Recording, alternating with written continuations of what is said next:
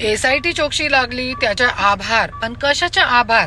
बीडची जनता खरोखर देवाभाऊ तुमच्या त्यावेळे आभार मानणार ज्यावेळे खरा आरोपी तुम्ही समोर आणले, त्यावेळे बीडची जनता तुमच्या आभार खरोखर मानणार आहे.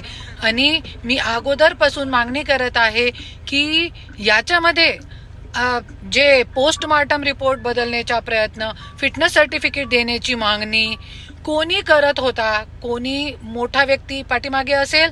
आता नाव जे आहे समोर आता आहे निंबाळकर का तो निंबाळकरचे जे खूप काय कृत्य जे आज लोकांचे समोर येत आहे.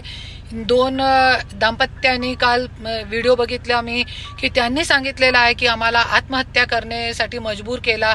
एक बहिणीचा व्हिडिओ बघितला, त्यांनी सांगितला की त्यांची हत्या केली. संपदा मुंडेच्या त्याच्यामध्ये स्टेटमेंट आहे की हे आत्महत्या नाही, हे पोस्टमार्टम केलेला होता संपदा मुंडेनी. त्याच्यामध्ये क्लिअर झालेला आहे की पोस्टमार्टम रिपोर्ट बदल करण्यात आलेली आहे.